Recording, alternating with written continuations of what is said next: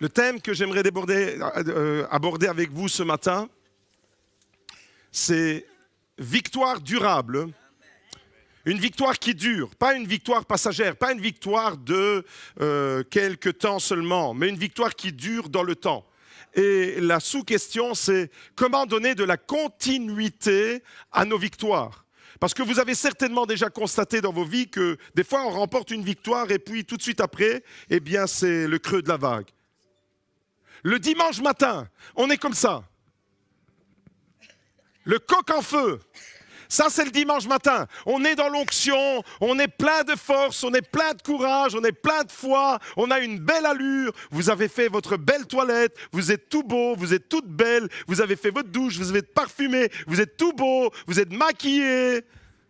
On est tout beau, on a une toute belle allure, on se sent plein de feu le dimanche matin quand on est dans la présence de Dieu. Le dimanche matin, quand on est dans l'onction de Dieu, on ressent des choses merveilleuses. On est dans la joie d'être dans la maison de Dieu. On est dans la joie de voir les frères et les sœurs. On est dans la joie, on est dans la gloire. Et j'ai nommé ce coq le coq onction. Le dimanche matin, on est tous des coqs et des poules onction. Dis à ton voisin, quack, quack, quack, quack, quack. Ça, c'est le dimanche matin. Malheureusement, le lundi matin, ça peut ressembler à ça. Alléluia. Le lundi matin, c'est plus le coq onction, c'est le coq plumé. Le lundi matin, c'est la dépression. Le lundi matin, c'est le découragement. C'est l'esprit de recul qui nous reprend. C'est un esprit sans force. On se sent vidé. On est complètement dépassé. On retombe dans nos travers et on est submergé par l'épreuve. On est rattrapé par l'échec. Pauvre coq! Dis à ton voisin, pauvre coq!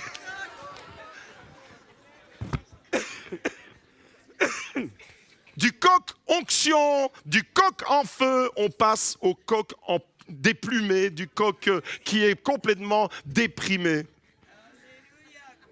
Ça ne doit pas être comme ça, mes amis. Je ne sais pas si vous avez ce sentiment, mais des fois, on est dans la présence de Dieu et on ressemble à ça. Comment donner de la continuité à nos victoires? Comment ne pas passer de ce coq en feu, de ce coq onction, où il n'y a rien qui peut l'arrêter. Le dimanche matin, waouh, je suis dans la présence de Dieu, je loue, je suis à genoux, je suis dans la gloire de Dieu, je transporte les montagnes, je déplace les montagnes, et puis le dimanche matin, je tombe dans ma routine.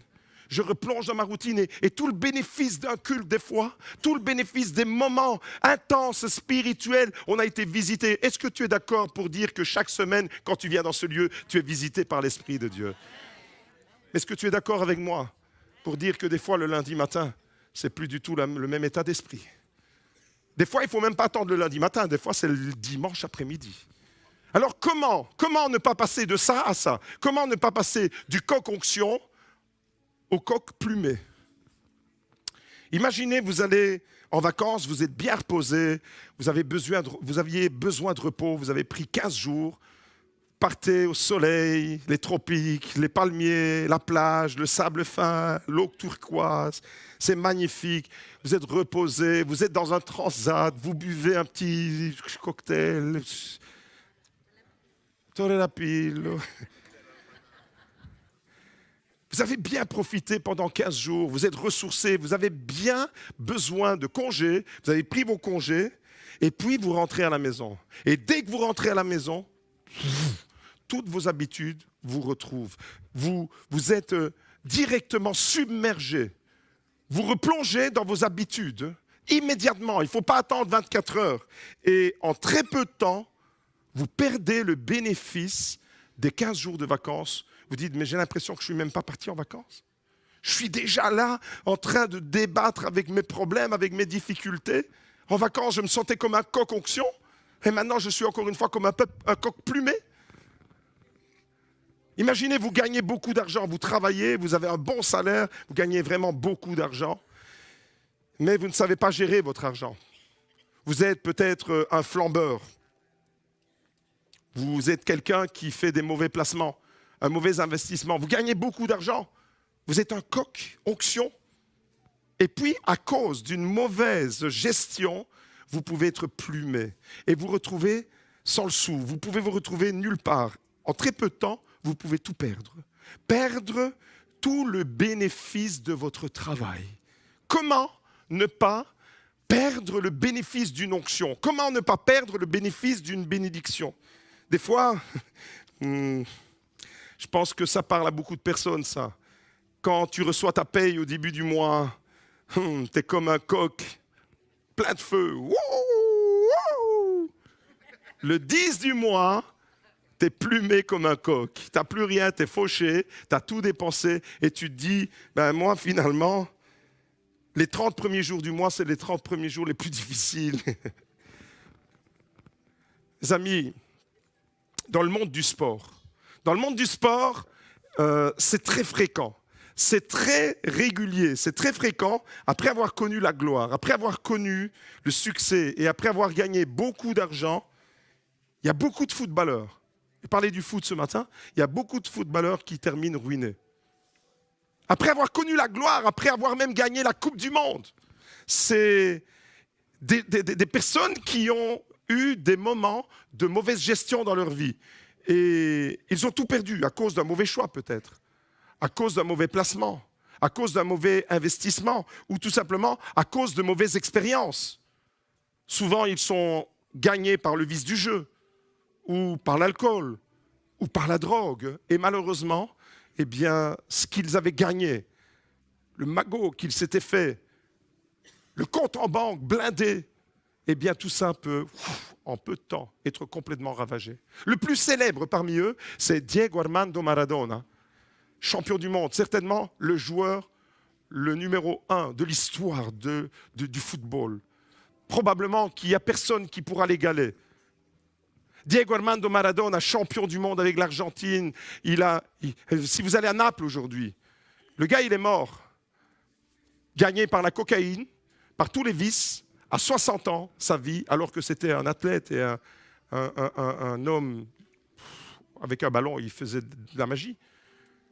À 60 ans, sa vie, elle s'éteint. Si vous allez à Naples, vous voyez la photo de Maradona partout, dans toutes les ruelles, partout, dans tous les drapeaux, comme s'il était encore vivant. C'est encore une idole. Mais le gars, il a fini sa vie ruiné après avoir connu la gloire. Dans les années 80, 90, c'était Maradona, c'était... Aujourd'hui, le stade de Naples s'appelle Stadio Maradona, pour vous dire. Pourtant, sa vie, elle s'arrête. Cocaïne, mauvais choix, mauvaise influence. À 60 ans, crise cardiaque, on le retrouve mort. Paul Gascoigne, deuxième exemple que j'aimerais vous laisser ce matin. Paul Gascoigne, peut-être un peu moins connu par le grand public, mais ceux qui connaissent un peu le foot et le foot britannique savent de qui je parle. Paul Gascoigne, c'était certainement une des stars dans les années 90 les plus illustres. C'était un joueur terrible. Regardez sa photo avant. Regardez en dessous la photo. Ça, c'est maintenant. Complètement paumé, le gars. Complètement perdu. Une déchéance. Les titres des journaux affichent régulièrement la déchéance d'un génie torturé. Gagné par l'alcool, ravagé par l'alcool, il se retrouve dans la rue comme un clochard. La gloire et puis la désolation. Des mauvais choix, des mauvaises rencontres, des mauvaises fréquentations. Il n'a pas su gérer, comme Maradona, il n'a pas su gérer ces moments de gloire. Et il s'est retrouvé dans le gouffre. Un peu plus loin dans l'histoire, les plus anciens s'en souviendront peut-être, Georges Best. Georges Best a été Ballon d'Or. Ballon d'Or, c'était lui aussi, c'est une référence dans le monde du football dans les années 60. Georges Best, mort à 59 ans, il était endetté quand il est mort. Complètement endetté alors qu'il avait gagné des millions et des millions et des millions. Comment peut-on passer de la gloire où les foules vous acclament? Comment est-ce qu'on peut passer de cet état où le coq il est enflammé à un coq plumé? Et ce matin, il va être question de cela. Comment ne pas tomber dans ces travers? Et je pourrais allonger la liste malheureusement dans le monde du football, mais pas seulement dans le monde du football, parce que malheureusement, c'est ce qui peut arriver dans la vie chrétienne. C'est ce qui peut arriver dans la vie chrétienne si on n'arrive pas à négocier certains tournants de notre vie. Les bénédictions, les temps d'onction que Dieu nous concède, il faut savoir les préserver, les entretenir, les garder, rester dans une dynamique de victoire et ne pas remporter une victoire feu de paille, une victoire éphémère, une victoire d'un jour ou une victoire d'un week-end et après retomber dans les travers. Tu es béni le dimanche matin, l'Esprit de Dieu t'a encouragé, tu as été boosté par la parole, par l'onction, tu as loué le Seigneur, tu es rempli de feu.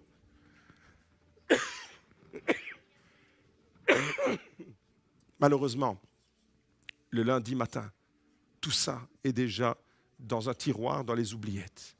Comment ne pas tomber dans ce piège-là? Des fois, nous vivons des moments de feu. Vous êtes d'accord avec moi pour dire, mais c'est bon d'être dans la présence de Dieu, d'une extrême puissance. Des fois, on sent vraiment les caresses de Dieu qui viennent nous faire du bien. On ressent vraiment la présence de Dieu. On est plongé dans l'onction. On est béni puissance 1000. Tu peux être béni puissance 1000. Et le feu de Dieu enflamme ton cœur. Mais à un moment donné, il se passe quelque chose. Et si nous ne savons pas tirer profit de ces moments-là, si nous ne savons pas tirer profit des moments de gloire, des moments d'intensité, des moments de bénédiction, eh bien malheureusement, nous pouvons tomber ou retomber dans une routine, dans de vieilles habitudes, où combien de fois c'est arrivé? Tu prends la résolution de t'engager avec Dieu, de te détourner de certaines relations, des relations toxiques. Tu sais que si tu continues à fréquenter certaines personnes, certaines catégories de personnes, elles vont t'éloigner de Dieu. Tu prends la résolution, tu es béni, tu dis « Ouais Seigneur, je te fais la promesse, je suis dans ta maison, je te fais la promesse. » Et puis malheureusement, eh bien, tu te laisses gagner à nouveau. Les vieilles habitudes te regagnent. Et de la gloire, tu retombes dans la déchéance. On peut retomber comme ça dans une routine, malheureusement. Dans une routine, des vieilles habitudes qui nous font perdre tout le bénéfice des bénédictions que Dieu nous a envoyées. Dieu veut nous bénir. Mais Dieu ne veut pas te bénir. Il ne veut pas faire du one-shot. Dieu ne veut pas t'envoyer une petite bénédiction, comme ça. Un peu de bénédiction sur... Ça ne l'intéresse pas, ça. Il veut envoyer des tonnes de bénédictions. Il veut que tu restes dans le flot de la bénédiction. Il ne veut pas que tu sortes de la bénédiction. Il ne veut pas que tu sois plumé. Il veut que tu sois un coq, une poule qui soit remplie de l'onction de Dieu. Comment rester dans cet état et ne pas justement tomber dans les travers? Vous êtes d'accord avec moi de dire que régulièrement nous sommes bénis dans notre église, semaine après semaine, nous vivons des moments intenses. Le week-end avec Luc Dumont, vous avez été bénis. C'était un week-end de fou. C'était un week-end d'une intensité exceptionnelle. C'était waouh. Et quand on vit des moments comme ça, quand on vit des moments d'intensité, eh bien on n'a pas envie que ça s'arrête. On a envie que ça continue. On n'a pas envie de quitter l'endroit, on n'a pas envie de quitter le lieu. Quand tu es béni quelque part, tu as envie d'y rester. Tu ne peux pas être béni. Tu ne peux pas être béni vendredi, samedi, dimanche, et puis lundi matin, retomber dans tous tes travers. Tu ne peux pas vivre des moments comme on a vécu, avec des paroles prophétiques, avec des paroles de connaissance, avec des paroles pam, pam, pam, pam. Ça fuse dans tous les sens. Tu es béni, le Seigneur te relève. Waouh, quel week-end. Et puis le lundi matin, tu ne peux pas être béni pendant le culte. Tu prends ta chérie, tu t'es juste engueulé la veille avec elle, et puis le Seigneur, le Saint-Esprit, te montre que tu dois faire une démarche de pardon, que tu dois aller prendre ta petite bien-aimée dans les bras, tu la serres. Et pendant le culte, tu vis ça, et puis tu rentres à la maison, et puis le lundi matin, c'est fini, c'est l'enfer, c'est les disputes. Tu peux pas, on ne peut pas être dans les extrêmes opposés comme ça. Il doit y avoir une continuité. Alors j'aimerais dire à quelqu'un ce matin, Dieu n'allume jamais un feu de paille. Dieu n'allume jamais un feu de paille. Dieu ne veut pas allumer un feu de paille dans ta vie. Dieu veut allumer un feu de gloire, un feu qui dure, un feu qui va aller, qui va te propulser. Pas quelque chose qui dure un peu. Dieu a un projet durable. Dis à ton voisin, Dieu a un projet durable.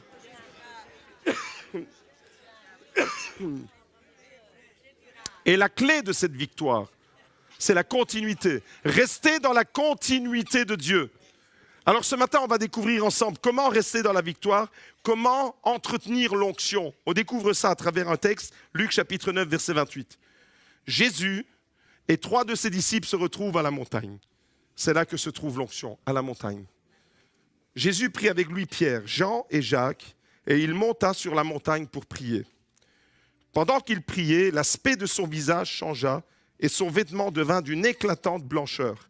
Et voici que 2 hommes s'entretenaient avec lui. C'étaient Moïse et Élie, qui apparaissaient dans la gloire, parlaient de son départ qui allait s'accomplir à Jérusalem. Pierre et ses compagnons étaient accablés de sommeil, mais ils se tinrent réveillés et virent la gloire de Jésus et les 2 hommes qui étaient avec lui. Au moment où ces hommes se séparaient de Jésus, Pierre lui dit, « Maître, il est bon que nous soyons ici. Dressons 3 tentes, une pour toi, une pour Moïse et une pour Élie. » Il ne savait ce qu'il disait. Comme il parlait ainsi, une nuée vint les envelopper et les disciples furent saisis de crainte, tandis qu'ils entraient dans la nuée. Et de la nuée sortit une voix qui dit, « Celui-ci est mon fils élu, écoutez-le. » Et le peuple de Dieu dit, « Amen, Amen, Amen. » Première leçon, pour donner de la continuité à nos victoires, recherchez la présence et la gloire de Dieu. Recherchez toujours. Ça, c'est la première clé. Si tu veux donner de la continuité à ta victoire, si tu ne veux pas que ce soit un feu de paille, si tu ne veux pas être le coq onction, le coq enflammé le dimanche matin et le coq plumé le lundi matin, alors tu dois rechercher la présence et la gloire de Dieu. Constamment, rechercher la présence et la gloire de Dieu. Et ce jour-là, particulièrement ce jour-là, 3 des disciples de Jésus, Pierre, Jean et Jacques, ont vu la manifestation de la gloire de Dieu. Ils ont vu ce jour-là la manifestation. Ils étaient tout simplement au bon endroit. Ils étaient au bon endroit. Et mon ami, ce matin, j'aimerais te dire, sois là où la gloire de Jésus peut se manifester. Sois là où la gloire de Jésus peut se manifester. Voilà comment tu vas entretenir ta victoire. Il est écrit au verset 29, « Pendant qu'il priait, l'aspect de son visage changea. » Pendant que Jésus est en prière, l'aspect de son visage change.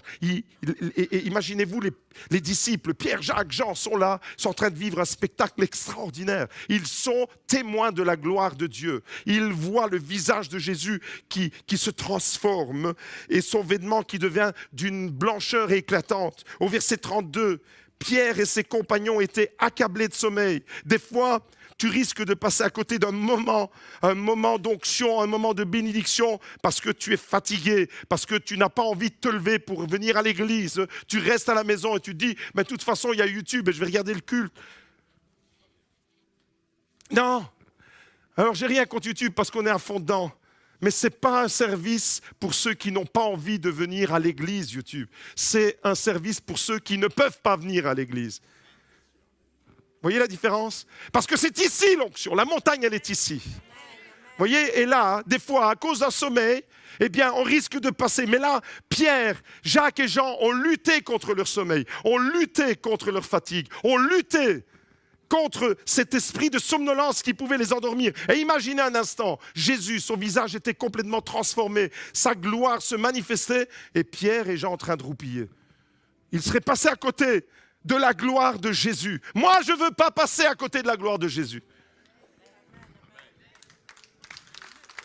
Combien il y en a qui ne veulent pas passer à côté de la gloire de Jésus? Mes amis, alors écoutez, regardez ce que Pierre fait. Pierre et ses compagnons étaient accablés de sommeil. Ils devaient être vraiment exténués, les gars. Et quand tu es fatigué, tu sais que tes yeux ils commencent vraiment à faire... C'est à ce moment-là que tu as envie de dormir. Mais là, ils vont lutter, mais ils se tinrent réveillés. Et le résultat, c'est quoi? Ils virent la gloire de Dieu. Ils virent la gloire de Jésus. J'aimerais te dire ce matin, il y a des endroits dans la vie, et cet endroit que tu fréquentes régulièrement en fait partie, il y a des endroits qui favorisent et qui attirent la gloire de Dieu. Il y a des endroits, la montagne là, c'était l'endroit, ils étaient au bon endroit. Et ce matin, dis à ton voisin, tu es au bon endroit. Tu es au bon endroit. Tu es au bon endroit et tu n'es pas seulement au bon endroit, tu es au bon moment et avec la bonne personne. Vous voyez, il y a des endroits qui favorisent la gloire de Dieu. Il y a des endroits qui attirent la gloire de Dieu. Mais il y a malheureusement des endroits qui repoussent la gloire de Dieu. Il y a des fréquentations qui attirent la gloire de Dieu. Il y a des fréquentations qui repoussent la gloire de Dieu. Vous me suivez? Il y a des rencontres que nous pouvons faire qui nous rapprochent de la gloire de Dieu. Il y a des rencontres que nous pouvons faire qui nous éloignent de la gloire de Dieu. Ce jour-là, ils étaient au bon endroit. Et j'aimerais te dire ce matin, mon frère, ma sœur, sois là où la gloire de Dieu peut se manifester. Voilà la première clé que j'aimerais te donner. Recherche la présence et la gloire de Dieu pour rester dans la victoire. Pour ne pas être le coq en feu et le coq plumé le lendemain. Recherche la gloire de Dieu. Je ne sais pas si vous réalisez ce que ces disciples-là ont vécu ce jour-là. Il y en avait 3, alors que Jésus avait 12 apôtres, mais là, il n'y en avait que 3. Il y en avait 3 qui ont vécu quelque chose que les autres n'ont pas vécu. Et moi, j'ai envie d'être avec ces 3-là. Il y a des chrétiens dans les églises, et même dans notre église, qui ne vivront jamais certains moments de gloire parce qu'ils ne sont pas là au bon endroit, ils ne sont pas là au bon moment. Là, Pierre, Jacques et Jean, ils étaient au bon endroit, au bon moment, au rendez-vous fixé par Dieu. Ne manque jamais un rendez-vous que Dieu te fixe. Tu veux rester dans la victoire? Saisis toutes les invitations que tu te donnes. À la montagne. Et chaque fois qu'il y a une rencontre dans cette église, eh bien, c'est un rendez-vous avec la gloire de Dieu.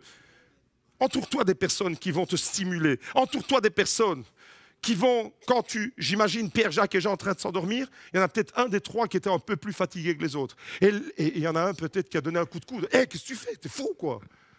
Hé, réveille-toi. » Et Jésus regarde son visage. « Seb, t'endors pas. » Imaginez, c'est comme ça qu'on doit s'imaginer les scènes.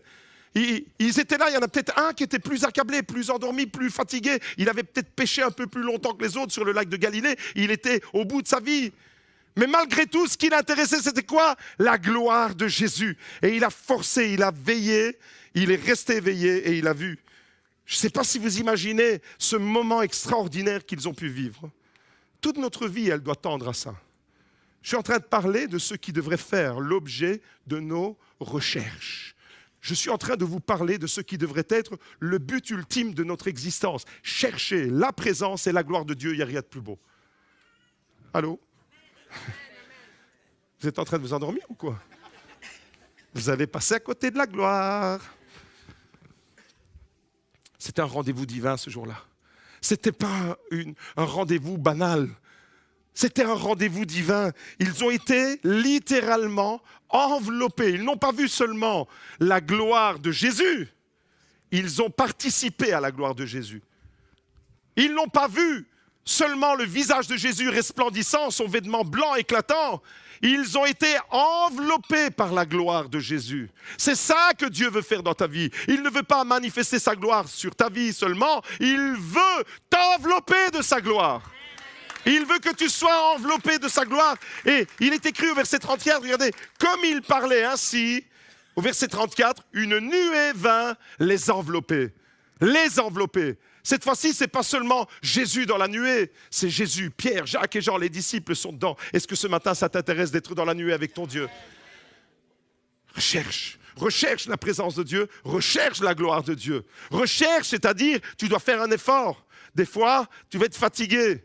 Lutte contre cette fatigue. Des fois, tu auras envie de faire peut-être autre chose. Lutte contre cette envie qui va te donner peut-être le désir de partir à gauche alors que Dieu t'invite à droite.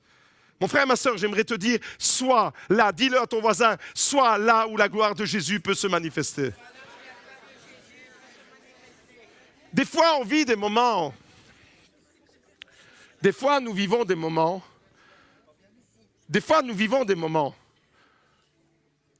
Et avec les personnes qui sont là, qui vivent le même moment que vous dites, mais si on le raconte à quelqu'un d'autre, le moment qu'on vient de vivre, il ne pourra jamais le comprendre. Je me souviens il y a quelques semaines en arrière, quelques mois, avec un petit groupe, c'était un dimanche après-midi, on s'est prolongé un peu de l'autre côté, dans l'ancienne église, on s'est retrouvés une petite dizaine. Et on a vécu un moment de feu, une onction, la gloire de Dieu s'est manifestée. On était là peut-être une petite dizaine. Ceux qui étaient présents savent de quoi je parle, les autres, vous ne pouvez pas l'imaginer. On a vécu un moment de feu. On a vécu un moment vraiment où l'onction est tombée directement. On a mis un chant extraordinaire. Et puis à partir de là, on est parti. Il y en avait qui chantaient en langue dans un coin, qui priaient. Il y en avait qui étaient à genoux par terre. Ceux qui étaient présents savent de quoi je parle, vous en souvenez. Ceux qui n'étaient pas là, vous pouvez seulement vous l'imaginer. Mais moi, ce matin, j'ai un message de la part de Dieu. Ne t'imagine pas seulement la gloire de Dieu. Vis-la, expérimente-la, recherche-la. Sois là où la gloire de Dieu peut se manifester. Et fuis les endroits, fuis les relations qui t'éloignent de la gloire de Dieu.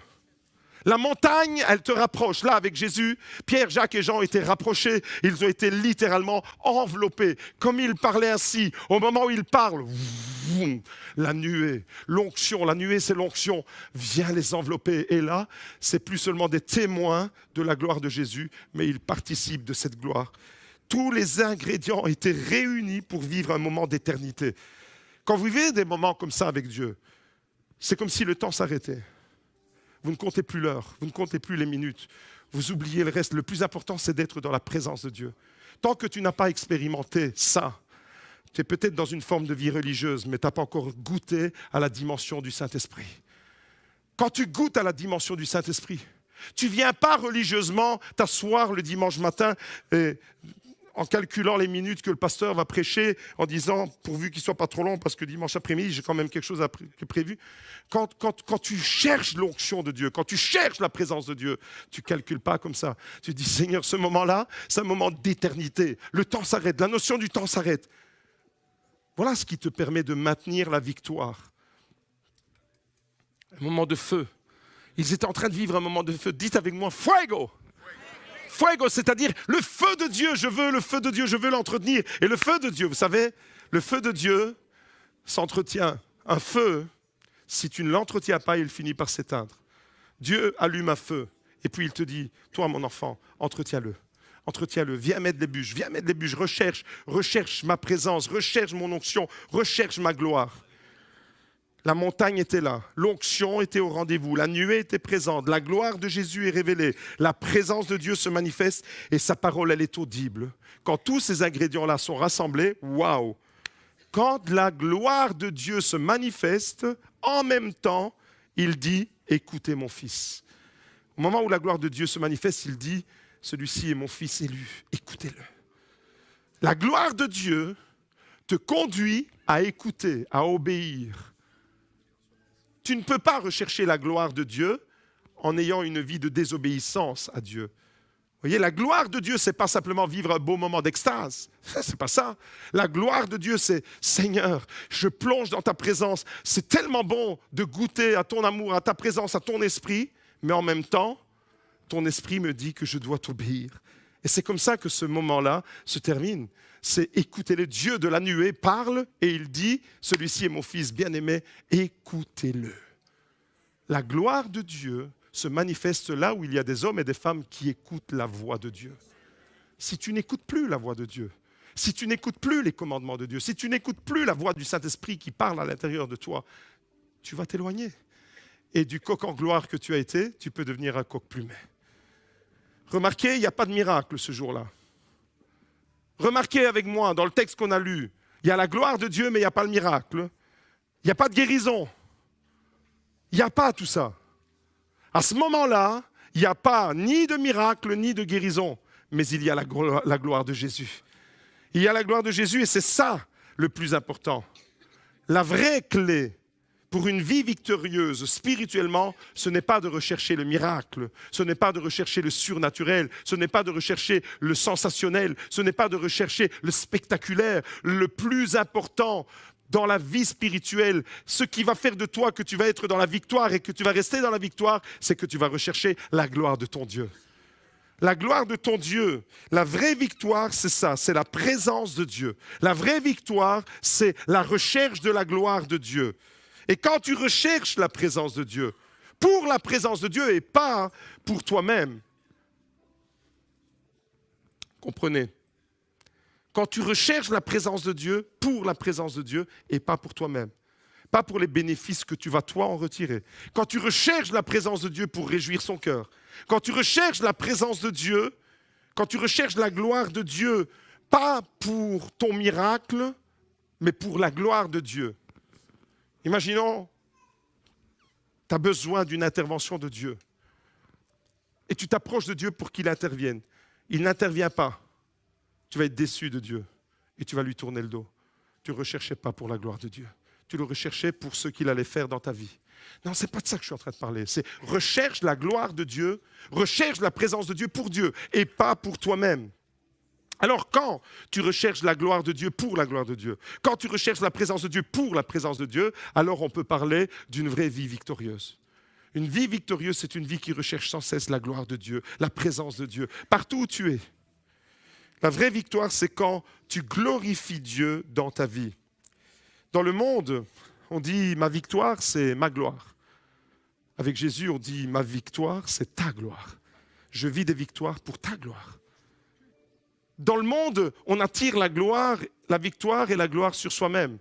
Avec Jésus, ce n'est pas comme ça. C'est « Seigneur, tu me conduis dans une vie de victoire parce que je crois que c'est ce que Dieu veut vous donner. Dieu veut que vous puissiez remporter des victoires. Et pas des victoires d'un jour, des victoires durables. Dieu veut que vous puissiez remporter des victoires sur vos addictions. Dieu veut que vous puissiez remporter des victoires contre l'alcool, contre la drogue, contre les mauvaises fréquentations peut-être, des mauvais choix, des mauvaises décisions, des mauvaises pensées, des mauvaises orientations. Dieu veut vous conduire dans une vie de victoire durable.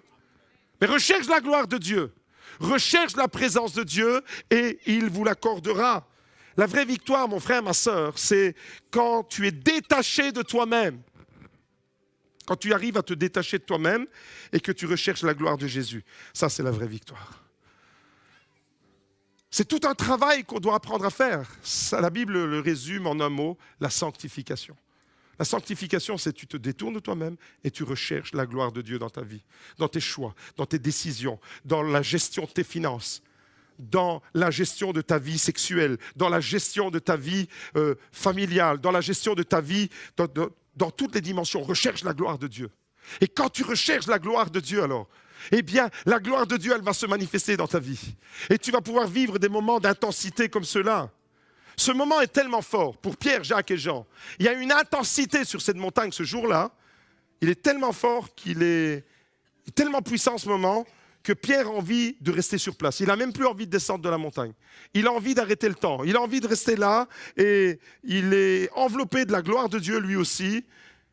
Tellement intense qu'il dit « Maître, il est bon que nous soyons ici.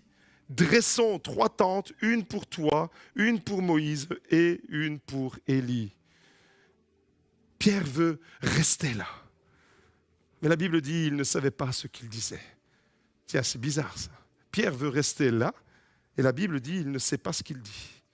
Ça mérite une explication. Écoutez bien. Écoutez-moi bien. Pierre voulait rester sur la montagne de la gloire, mais Jésus lui fixait déjà un rendez-vous dans la vallée du besoin. Voilà pourquoi il ne savait pas ce qu'il disait. Tu ne peux pas rester tout le temps à la montagne. Tu ne peux pas vivre tout le temps des moments d'intensité, comme si le temps s'arrêtait. Tu ne peux pas. Pourquoi? Parce que tu es sur terre. Au ciel, on vivra ça éternellement. Okay? Mais tu es sur terre. Et tu ne peux pas. Tu dois rechercher la gloire de Dieu. Dans toutes les dimensions de ton existence, recherche la présence et la gloire de Dieu. Mais Pierre voulait, tellement que c'était intense, il dit, on va faire du camping spirituel. On va mettre 3 tentes, une pour toi, une pour Jésus, et une pour Élie, une pour Jésus, une pour Moïse, et une pour Élie, et on va rester sur la montagne. Pierre veut rester sur la montagne de la gloire, mais Jésus sait ce qu'il y a après. Et Jésus lui fixe un rendez-vous dans la vallée du besoin. Changement de direction. Changement de rythme. Dites avec moi, changement de direction, changement de rythme. Il va y avoir dans ta vie des changements de direction et des changements de rythme. C'est obligatoire. Et de la montagne de la gloire, eh bien Dieu nous envoie dans la vallée des besoins. C'est ça la vraie vie chrétienne. Et c'est comme ça qu'il faut apprendre à négocier. Verset 37, Luc 9, verset 37. Le lendemain, donc, on est sur la montagne. On a vécu quelque chose d'extraordinaire. La gloire de Dieu s'est manifestée sur Jésus. Les disciples ont été enveloppés par la nuée. C'est intense, c'est extraordinaire, c'est merveilleux. C'est tellement beau, tellement intense que Pierre veut rester là-bas. Mais il ne sait pas ce qu'il dit. Et des fois, on fait des déclarations et on ne sait même pas ce qu'on dit. Le lendemain, regardez ce qui se passe le lendemain. Le lendemain, lorsqu'ils furent descendus de la montagne, il va falloir redescendre la montagne. Et quand tu descends de la montagne, tu te retrouves dans une vallée, forcément. Le lendemain, lorsqu'ils furent descendus de la montagne, une grande foule vint à la rencontre de Jésus. Vous entendez? La foule, elle n'est pas à la montagne. La foule, les besoins, les gens qui crient, les gens qui ont faim, les gens qui souffrent, se retrouvent dans la vallée. Et c'est là que l'Église doit aller. Tu ne peux pas être une Église désincarnée. Tu ne peux pas être une Église qui recherche, tu ne peux pas être un chrétien qui recherche seulement ces moments d'intensité spirituelle. Il y a le temps de la montagne, il y a le temps de la vallée.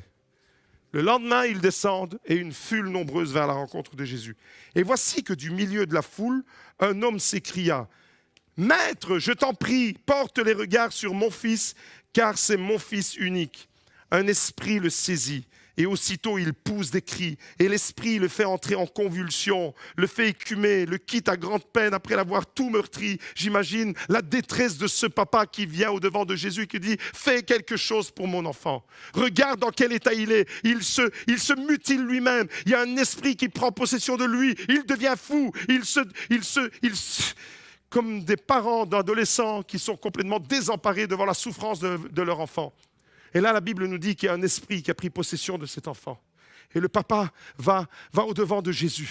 Vous voyez comment, tout doucement, l'atmosphère change?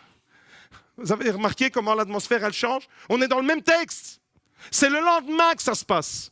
La veille, Jésus est dans la gloire, son vêtement est resplendissant, son visage est complètement illuminé. Pierre veut faire du camping spirituel, il veut arrêter le temps, il veut rester là. Le lendemain, ils descendent, et là, on est au contact avec les vrais problèmes, avec les vraies souffrances, avec les vraies difficultés. C'est ça. Et j'imagine ce papa, la détresse de ce papa, la désolation de ce papa. La désolation de ce papa, quand au verset 40, il dit « J'ai prié tes disciples », c'est-à-dire les autres qui n'étaient pas à la montagne, de le chasser le démon, mais ils ne l'ont pas pu. Ils ont été incapables. Jésus répondit, race incrédule et perverse, jusque à quand serai-je avec vous et vous supporterai-je? Amène ton fils ici. Comme il approchait, le démon le jeta par terre et le fit entrer en convulsion. Mais Jésus menaça l'esprit impur, guérit l'enfant et le rendit à son père. Et tous furent frappés de la grandeur de Dieu. Et le peuple de Dieu dit Amen, Amen, Amen. Deuxième leçon. Pour donner de la continuité à nos victoires, n'ayez pas peur des changements de rythme dans la vie, acceptez les changements de direction. Acceptez qu'il y ait des changements d'orientation. Il va y avoir des changements d'orientation dans la vie du chrétien qui se laisse conduire par l'esprit. Tu ne feras pas toujours la même chose.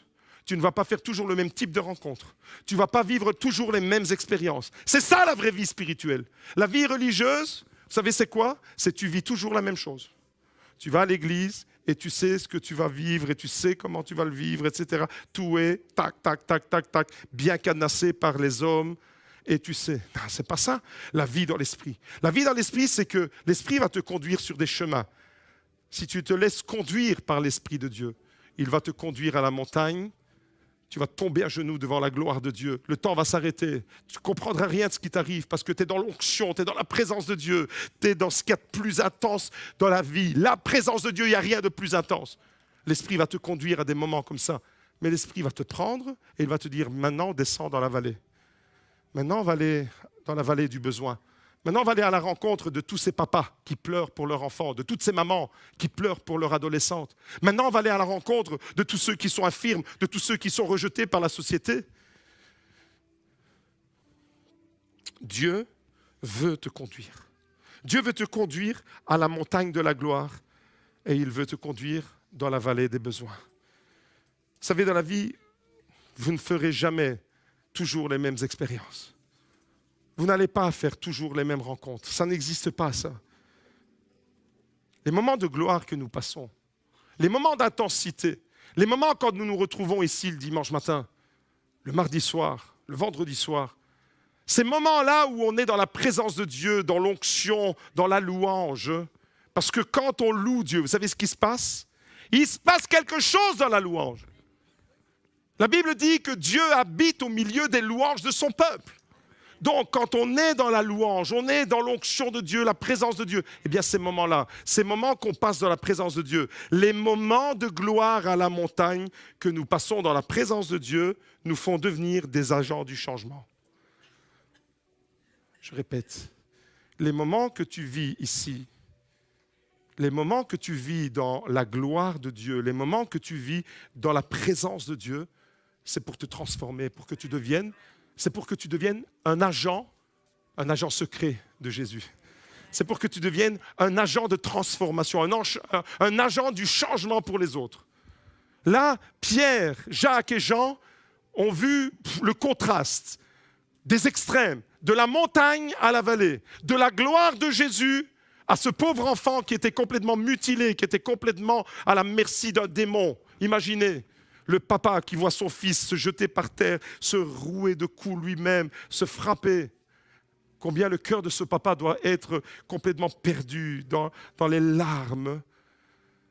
Vous êtes d'accord avec moi pour dire que vous lisez le texte, il y a un verset, bam, et l'atmosphère change complètement. N'ayez pas peur des changements d'atmosphère. N'ayez pas peur des changements de direction. N'ayez pas peur. C'est ça une vraie vie de victoire. Parce que c'est ces moments-là qu'on ne sait pas négocier. Maradona, il n'a pas négocié les changements de rythme dans sa vie. Vous savez, on dit toujours que quand on est pensionné, eh bien, on peut basculer dans une forme de dépression. Parce qu'on est jusque-là actif dans notre travail, etc. Et après, eh bien, il y a un changement de rythme. Et il y a beaucoup de gens qui n'arrivent pas à gérer ce changement de rythme. Tu étais très actif, tu étais très engagé dans la vie professionnelle, et puis tu ne sais pas négocier. Maradona n'a pas négocié. Paul Gascoigne n'a pas su négocier ces moments de gloire dans les stades de football, et puis quand tu n'es plus footballeur, les foules ne t'acclament plus de la même manière.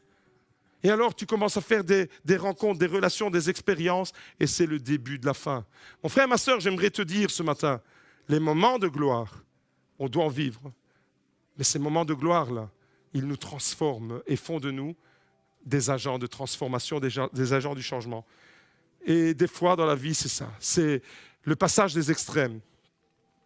Jésus savait très bien. Pourquoi la Bible dit, quand Pierre dit, « Maître, il est bon que nous soyons ici », est-ce que vous êtes d'accord avec moi de dire il est bon que nous soyons ici? Mais est-ce que vous êtes d'accord avec moi de dire on ne peut pas rester toujours ici? On ne peut pas rester renfermé, sinon on est une secte. On est là, on doit recharger nos batteries. Mais une fois que les batteries elles sont chargées, allez-y, investissez la vraie vie. Là où vous vivez, sur votre lieu de travail, avec vos ouvriers, avec vos hommes, avec vos amis, avec vos collègues. C'est là que vous allez être un agent de transformation. Pourquoi vous allez pouvoir l'être? Parce que vous avez rechargé vos batteries à la montagne. Mais si vous n'êtes pas rechargé à la montagne, qu'est-ce que tu veux changer dans la vie des autres si déjà toi, la tienne, elle n'est pas changée? La gloire de Dieu d'abord, la montagne d'abord. Mais quand tu es à la montagne, dis-toi bien qu'il y a une vallée quelque part qui t'attend. Le lendemain, ils descendent dans la vallée. Et Jésus savait. C'est pour ça que la Bible dit à Pierre, il ne savait pas ce qu'il disait. Pierre ne savait pas ce qu'il disait quand il disait « il est bon qu'on reste ici, on va faire 3 tentes et on va dormir ici ». Mais Jésus, lui, savait. Jésus savait qu'au pied de la montagne, il y avait un homme dans la détresse. Quand tu vas sortir de cette église, tu vas rencontrer des gens dans la détresse. Jésus savait qu'il y avait une personne à secourir, une personne dans le besoin. Quand on quitte ce lieu, autour de nous, il y a toutes ces personnes. Jésus savait qu'il y avait quelqu'un, qui avait un enfant, qui était lié par des démons, qu'il devait aller secourir et qu'il devait aller délier. Jésus le savait. Voilà pourquoi Jésus n'est pas resté à la montagne et qu'il est descendu dans la vallée. Jésus est toujours une longueur d'avance sur nous. Ce matin, j'aimerais vous dire, une église qui prospère dans la bénédiction de Dieu. Je veux être cette église avec vous. Une église qui prospère avec la bénédiction de Dieu. Pas une église qui, de temps en temps, goûte à une petite bénédiction. Ça ne m'intéresse pas, les petites bénédictions comme ça. Ça ne m'intéresse pas. Non, une église qui prospère dans la bénédiction, une église qui avance et une église qui est exponentielle dans la bénédiction. Eh bien, c'est une église qui monte sur la montagne et qui descend dans la vallée. Vous entendez? C'est ça une église qui prospère. Une église qui serait toujours à la montagne serait une église d'illuminés spirituels. On est des perchés spirituels si on est toujours à la montagne. Une église qui est toujours dans la vallée, on serait des humanistes. On n'aurait aucune dimension spirituelle à offrir aux gens. Mais une église qui prospère dans la bénédiction de Dieu, c'est une église qui, le dimanche matin, c'est l'onction, c'est l'adoration, c'est la parole de Dieu. Nous sommes dans la gloire au GLC Beaudour. Vous êtes d'accord avec moi? Dites Amen. Et puis, le mercredi soir et le vendredi matin avec Bethesda et avec Action GLC, on est dans la vallée des besoins. C'est ça l'église. C'est pas seulement les temps d'adoration, c'est les temps d'action. C'est les temps où on va servir Dieu dans la vallée. Et quand tu ne perds pas de vue la gloire de Dieu, que tu sois à la montagne, que tu sois dans la vallée, ne perds jamais de vue la gloire de Dieu. Accepte les changements de rythme, accepte les changements d'orientation. À la montagne, tout semblait parfait. C'était puissant, c'était lumineux, c'était glorieux. Et on a besoin, j'ai besoin de ces moments-là. J'ai besoin de moments intenses dans la présence de Dieu avec vous. J'ai besoin qu'on se mette à genoux. J'ai besoin que l'Esprit de Dieu vienne nous envahir. J'ai besoin de voir une église remplie du Saint-Esprit. J'ai besoin de voir une église baptisée du Saint-Esprit. J'ai besoin de voir la gloire de Dieu. Je veux voir la gloire de Dieu. Je veux voir la gloire de Dieu. Je répète parce que je n'ai pas entendu. Je veux voir la gloire de Dieu. Ah. Mais je veux voir une église aussi qui se mobilise dans la vallée. Je veux voir une église qui va dans les besoins, qui n'a pas peur de retrousser ses manches, qui dit allez, on y va. On va aller amener la gloire de Dieu dans les bas-fonds de Mons. On va aller amener la gloire de Dieu là où personne n'oserait aller mettre ses mains et ses pieds. On va aller donner de la nourriture à ces gens-là. On va aller délier ces gens-là que le diable a enchaînés. Voilà c'est quoi une église qui est dynamique. Une église qui est dans le mouvement de l'esprit, c'est ça. Vous avez compris que nous avons besoin des deux, la montagne et la vallée. Dans la vallée, c'est là qu'on va rencontrer les difficultés, les besoins, les défis. Les souffrances, la souffrance des yeux, vous allez voir des yeux en larmes. C'est dans la vallée que ça se passe. Vous allez voir des larmes dans la montagne de la gloire, mais des larmes d'onction. Mais dans la vallée des besoins, vous allez voir la vraie souffrance des gens. Vous allez voir la souffrance des familles dysfonctionnelles. Dans la vallée des besoins, vous allez voir des adolescentes qui ont été abîmées, qui ont été rejetées, qui ont été abusées, qui ont été rejetés par leur propre mère. C'est là que vous allez voir ces gens-là. Ce n'est pas la montagne de la gloire, c'est dans la vallée des besoins. Et si l'Église n'est pas dans la vallée des besoins, qu'est-ce qui va y aller? Action GLC. Bethesda, dans la vallée des besoins. GLC Beaudour le dimanche matin dans la montagne de la gloire. Vous voyez, c'est quoi l'Église? C'est ça l'Église. Moi, je veux faire partie de cette église-là. Si tu veux faire partie de cette église-là, dis Amen avec foi. Amen. Retenez bien cette leçon, mes amis. Retenez-la bien parce que c'est vraiment important. Et c'est ça qui va donner de la continuité à nos victoires. La gloire dans la montagne a préparé la victoire dans la vallée. Merci, ma sœur, sois bénie. Visiblement, il n'y a que toi qui veux te bénir ce matin.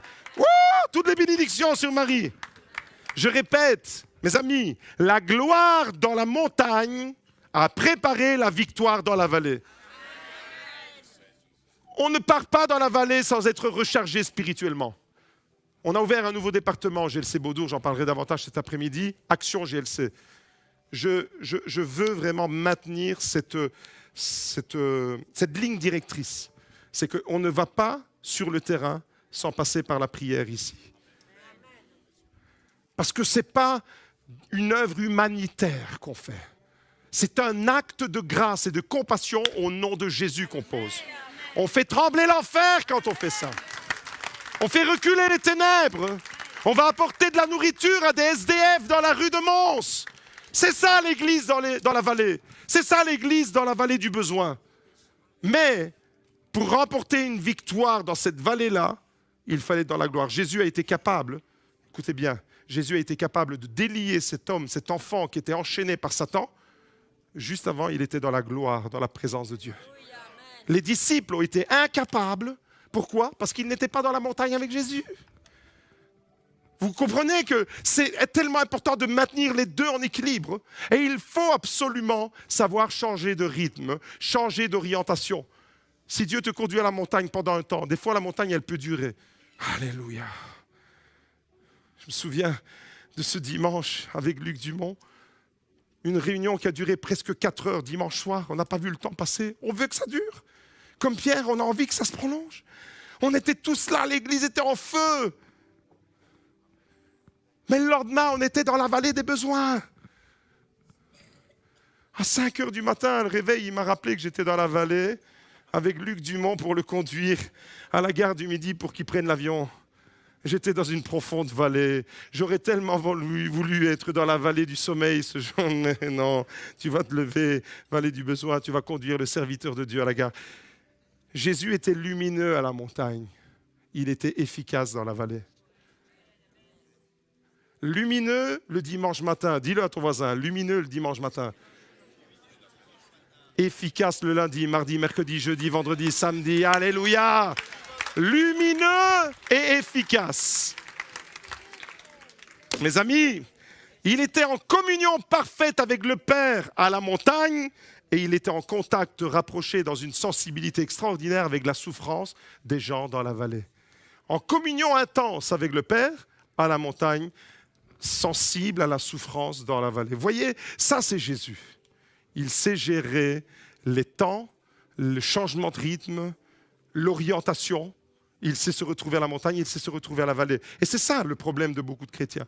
C'est qu'on n'arrive pas à gérer ces changements de rythme. Si je veux rester dans la victoire, mon frère, ma sœur, si je veux donner de la continuité à mes victoires, eh bien, mon frère, ma sœur, si toi tu veux rester dans cette victoire, tu dois accepter les changements de rythme dans ta vie. Dites avec moi, changement de rythme au nom de Jésus. Quelques années en arrière, il y a très longtemps, j'ai travaillé dans la restauration. Je travaillais dans un snack. Et pendant 8 ans, j'ai travaillé. Le petit maigrichon, là, à gauche. C'est mis. C'est mis, le petit maigrichon, là. Maintenant, si je suis sur la photo, je ne pourrais plus dire la même chose. Pendant 8 ans, j'étais là.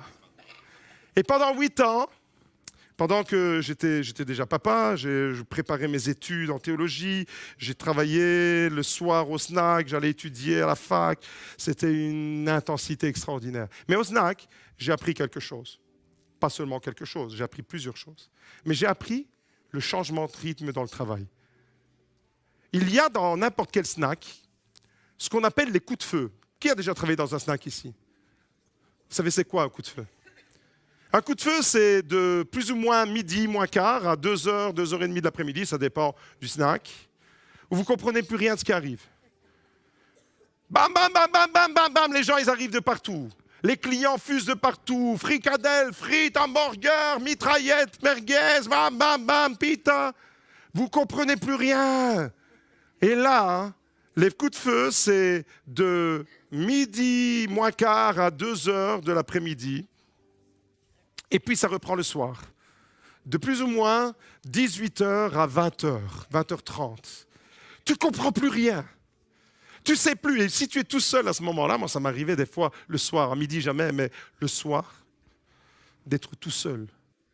Si tu n'es pas habitué au changement de rythme, tu es mort. Dites avec moi, comme mon petit Lorenzo le dit, tu es mort. Tu es mort. Parce que pour affronter un coup de feu, tu dois être préparé au préalable. Tu dois tout ravitailler. Et quand il y a le coup de creux, eh bien, ce n'est pas pour te tourner les pouces, c'est pour préparer le coup de feu. Il y a des moments de gloire et il y a des moments où tu accélères. Et n'importe quel patron dans la restauration, un des critères, c'est est-ce que tu es capable de changer de rythme. Si tu travailles toujours à du 0,0001 km/h, va voir ailleurs. Va faire autre chose. Va vendre des cacahuètes à la plage. Ou des bananes. Mais tu dois accélérer quand c'est le moment d'accélérer Et tu dois ralentir quand c'est le moment de ralentir. Tu ne travailles pas toujours avec la même cadence. Vous comprenez pourquoi je vous dis ça? Je vous dis ça pourquoi? Parce que dans la vie, c'est la même chose. La vie, c'est comme un long voyage.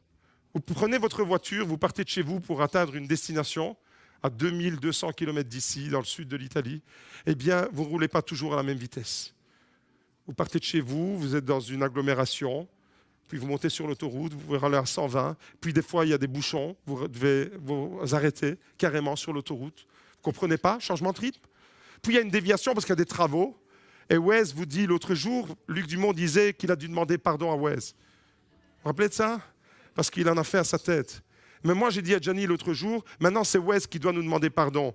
Et il nous a fait prendre une déviation et il nous a amenés dans un chemin, babam, babam, babam, babam, comme ça. Je dis à Johnny, c'était juste après que Luc Dumont soit passé qu'il ait dit ça, je dis, mais maintenant Wes doit nous demander pardon. Qu'est-ce qui nous a amenés sur un terrain comme ça? Vous voyez, des fois, eh bien, il y a des changements de rythme, des changements d'orientation.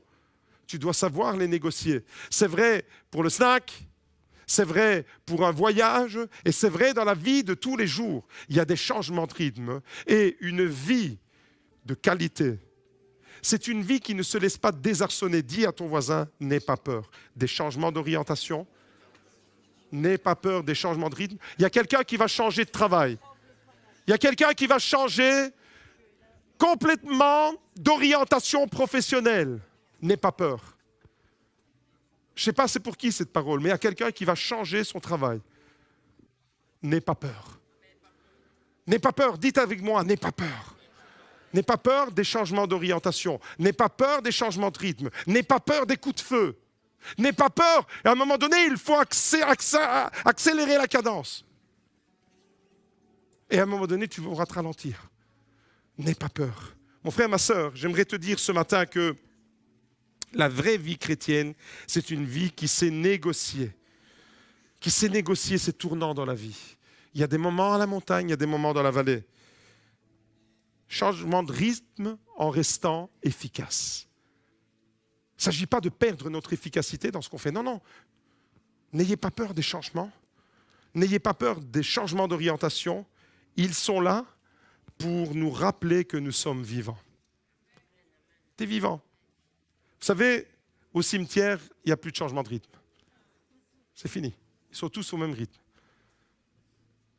Mais tant que tu es vivant, le rythme de ta vie va changer. Il y a des moments, c'est la montagne. Il y a des moments, c'est la vallée. Il y a des moments où tu accélères. Il y a des moments où tu peux de la couler douce. Tu dois être efficace dans tous les moments. Parce que c'est ça le problème, c'est quand on se relâche. Si, par exemple, quand j'étais au snack, si, par exemple, au moment où il n'y a plus le coup de feu, je m'installe et je me dis, bah, c'est bon, c'est fini. Tranquille, la tempête, elle est passée. Et je ne fais rien. Je ne ravitaille pas. Et bain-marie, et les viandes, et les trucs, et les chics, et les tchaks, et les sauces, et les pots de mayonnaise. Si je ne fais pas ça à ce moment-là, quand il y a le deuxième coup de feu, tout est vide, là je suis mort. Là je suis mort. Vous comprenez qu'il y a un moment qui sert à préparer un autre moment dans la vie. Je ne sais pas si ça parle à quelqu'un, ça. Mais le moment creux que tu es en train de passer maintenant, il sert à préparer le prochain coup de feu. Et le coup de feu que tu es en train de passer maintenant, eh bien, il ne va pas durer. Il ne va pas durer. À minuit, il n'y avait plus de coup de feu. À 1h du matin, il n'y a pas de coup de feu. On sait les prévoir, les coups de feu.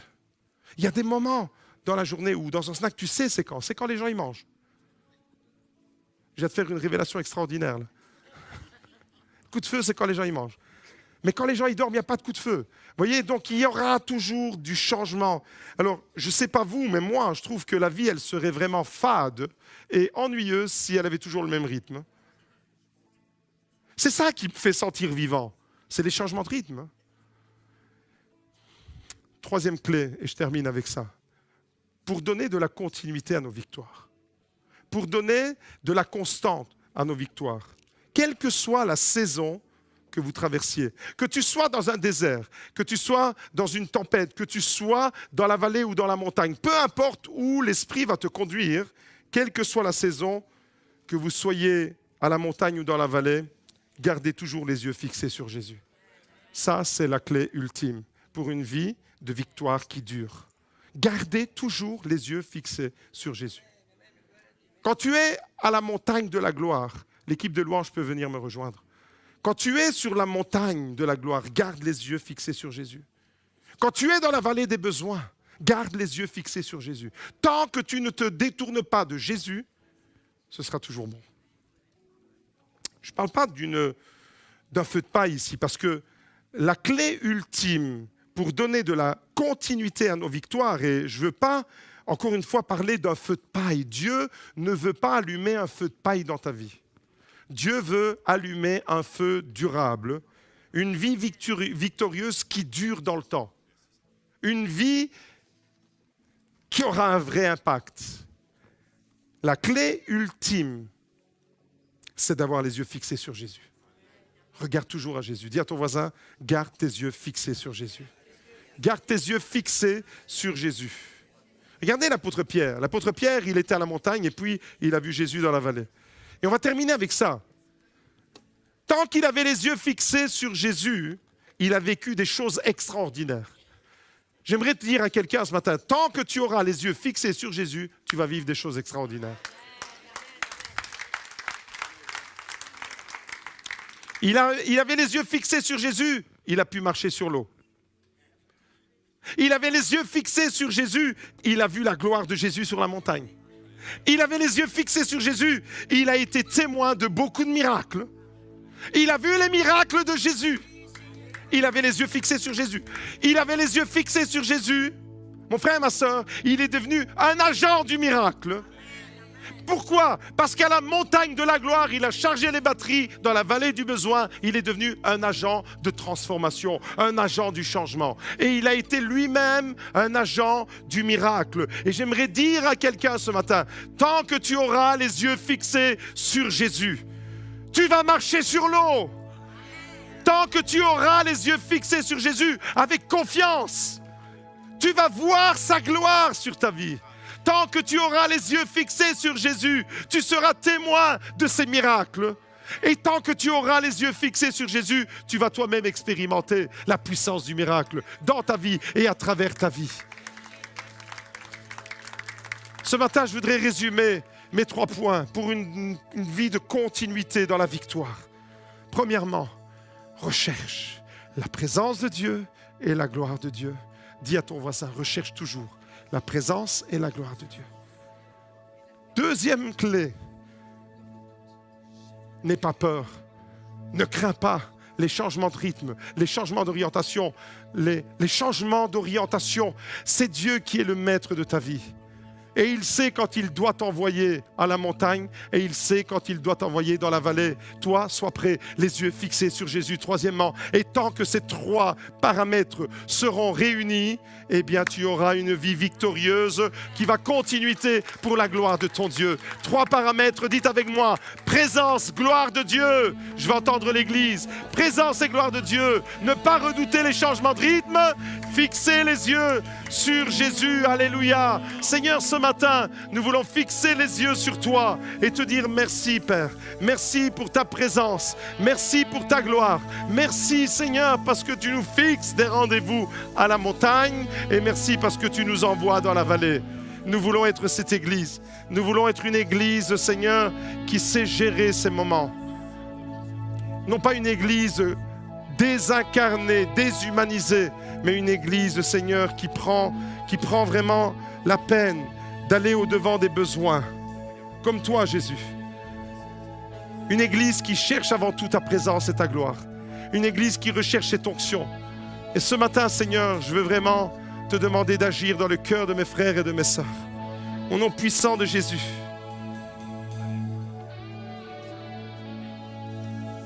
Est-ce que ce matin, il y a quelqu'un qui s'est reconnu avec le coq en disant, le coq là, c'est moi. Je suis tout feu, tout flamme le dimanche matin, je suis complètement plumé le lundi matin. Je connais des moments d'intensité, de gloire le dimanche matin. Je connais des moments de profonde humiliation, de dépression, où je retombe dans mes travers le lundi matin.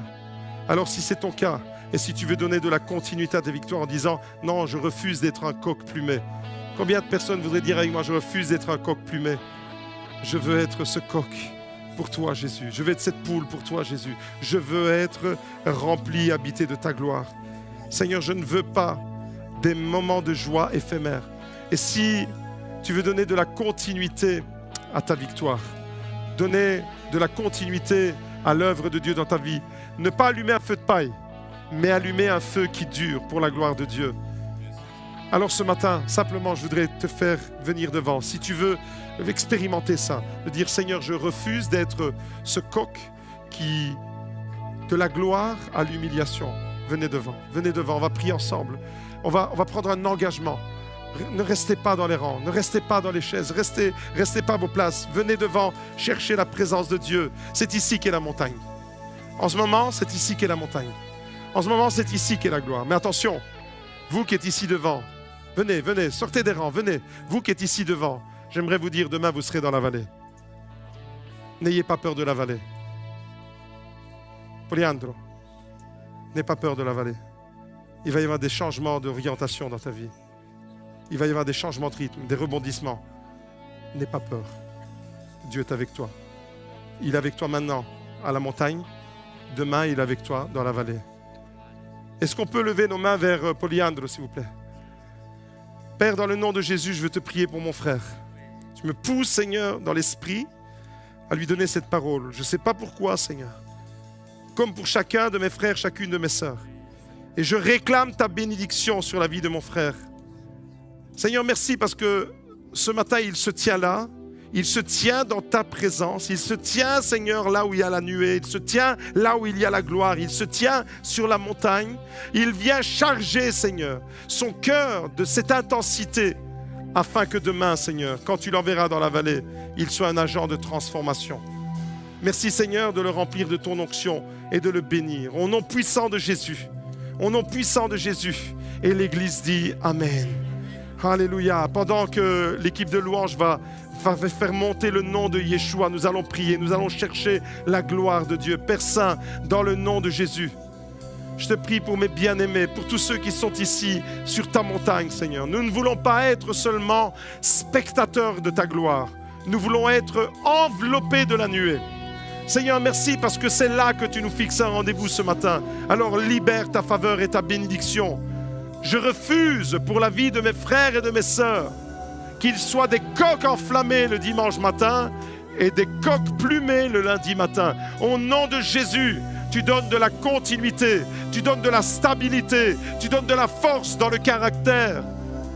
Seigneur, merci parce que tu viens les remplir de toi. Au nom puissant de Jésus, visite et bénis, Seigneur, chacun de tes enfants. Remplis-les de toi, Père. Remplis-les de ton amour. Remplis-les, Seigneur, de ton onction.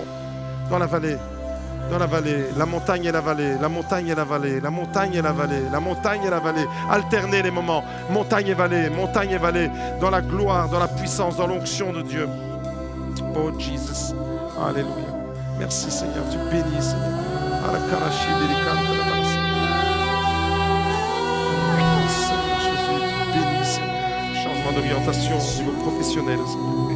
Alléluia Seigneur, au nom de Jésus. Oh, la montagne de la gloire, la vallée de Jésus. Au nom de Jésus. Merci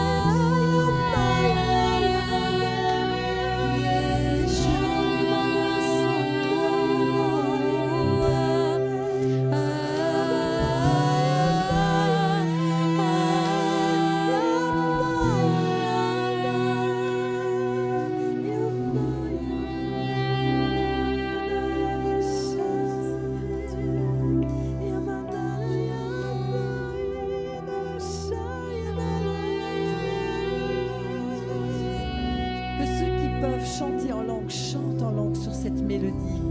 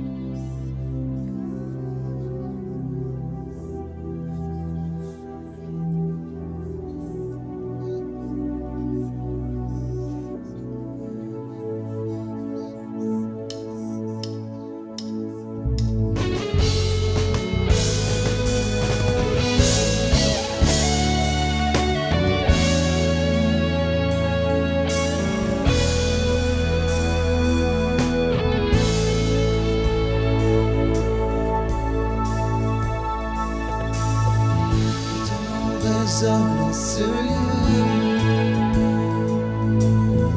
que ton nom résonne en ce lieu,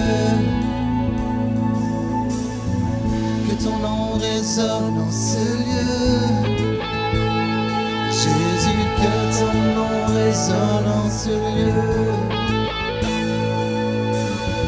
que ton nom résonne en ce lieu. Ton nom résonne en ce lieu, que ton nom résonne en ce lieu, Jésus, que ton nom résonne en ce lieu, que les murs tremblent au son de nos louanges, alors que nos voix s'unissent à celles des anges. Répands sur nous ton esprit, ta puissance, ô Jésus, que ton nom résonne. résonne dans ce lieu. Que ton nom résonne dans ce lieu. Que ton nom résonne dans ce lieu. Jésus, que ton nom résonne dans ce lieu. Que les murs tremblent au son de nos louanges, alors que nos voix s'unissent à celles des anges. Répands sur nous ton esprit, ta puissance, oh Jésus. Que les murs tremblent au son de nos louanges, alors que nos voix s'unissent à celles des anges. Répands sur nous ton esprit, ta puissance, oh Jésus. Jésus, nous chantons ton nom en ce lieu. Oui, nous invoquons ton nom en ce lieu. Oui, nous te proclamons roi en ce lieu. Tu es Seigneur des seigneurs en ce lieu. Jésus, nous chantons ton nom en ce lieu. Oui, nous invoquons ton nom en ce lieu. Oui, nous te proclamons roi en ce lieu. Tu es Seigneur des seigneurs. Que les murs tremblent au son de nos louanges, alors que nos voix s'unissent à celles des anges. Répands sur nous ton esprit, ta puissance, oh Jésus. Jésus, nous chantons ton nom en ce lieu. Oui, nous invoquons ton nom en ce lieu. Oui, nous te proclamons roi en ce lieu. Tu es Seigneur des seigneurs en ce lieu. Jésus, nous chantons ton nom en ce lieu. Oui, nous invoquons ton nom en ce lieu. Oui, nous te proclamons roi en ce lieu. Tu es Seigneur des seigneurs. Que les murs tremblent au son de nos louanges, alors que nos voix s'unissent à celles des anges. Répands sur nous ton esprit, ta puissance, oh Jésus. Que les murs tremblent au son de nos louanges, alors que nos voix s'unissent à celles des anges. Répands sur nous ton esprit, ta puissance, oh Jésus.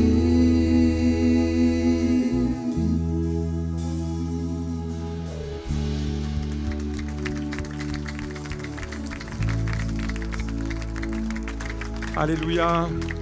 Est-ce qu'on peut lever les mains et faire comme ça? Regardez, on lève tous les mains et puis on fait ça.